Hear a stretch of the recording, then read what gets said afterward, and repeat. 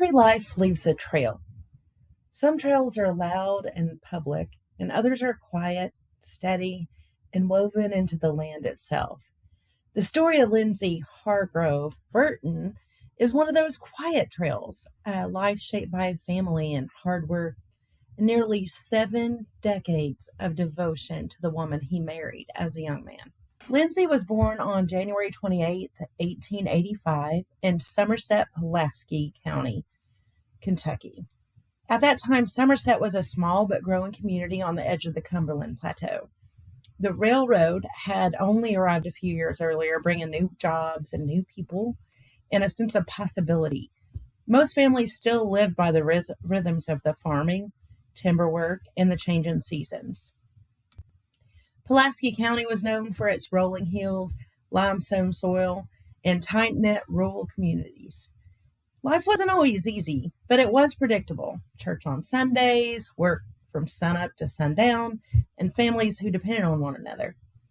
Linzie was born into that world, the son of Thomas Baker Burton and Martha Frances Burton.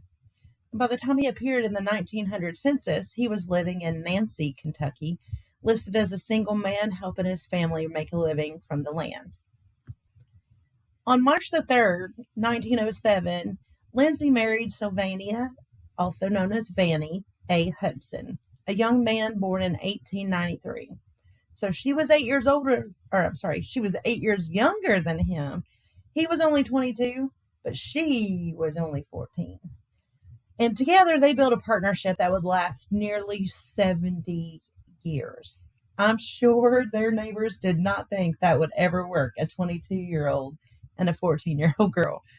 It turns out they were wrong. Vanie grew up in the same Kentucky landscape, a world of small farms, large families, and deep community ties. She understood the work, the sacrifices, and the quiet joys of rural life. And she stood by Linzie throughout every chapter that followed.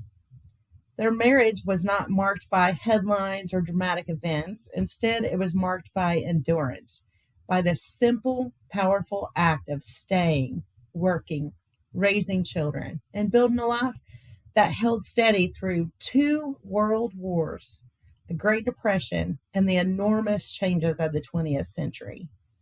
Linzie and Vanie raised 5 children, each born in Kentucky. Estelle Burton, Estella Burton. Estelle was born in 1909, and Estella was born in 1914. Eldridge Clayton Burton, born in 1917, and Irvin Vestal Burton, born in 1921. And lastly, they had Robert Eugene Burton, Sr., because he had a junior later on. He was born in 1926. Their home was full of chores, of noise, of the everyday work of raising a large family in a rural community.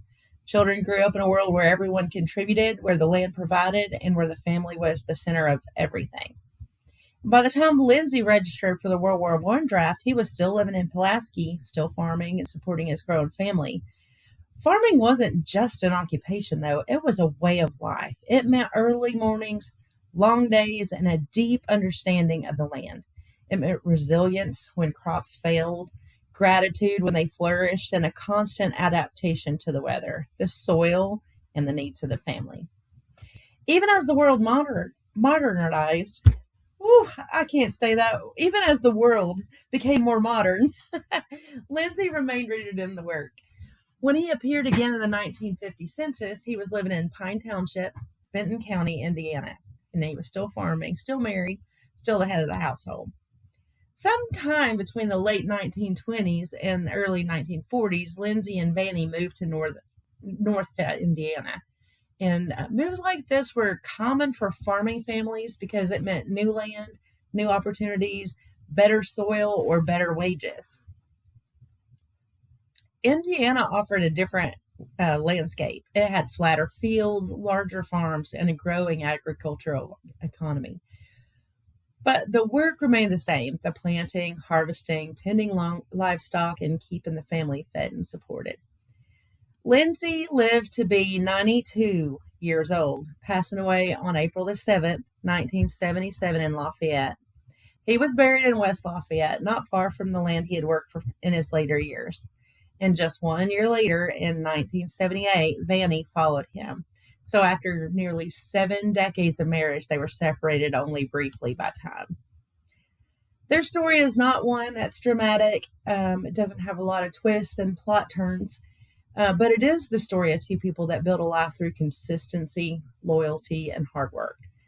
A story of a family that grew up from their union and spread across Kentucky and Indiana. A story of a man who lived through extraordinary historical events and remained grounded in the simple, enduring values of rural America. Lindsay's life reminds us that history is not only made by famous names, it's made by farmers, by parents, by people who wake up every day at dawn and do the work that keeps families and communities alive. His story matters because it shows the strength of long marriages and family bonds. It reflects the migration patterns of rural families seeking better opportunities, and it captures the experience of early 20th century farming life. It preserves the memory of a man whose legacy lives on through his children, grandchildren, and the generations that followed. In the end, Lindsay left behind more than dates on a page. He left behind a family shaped by his steadiness, a legacy rooted in the land, and a story worth remembering.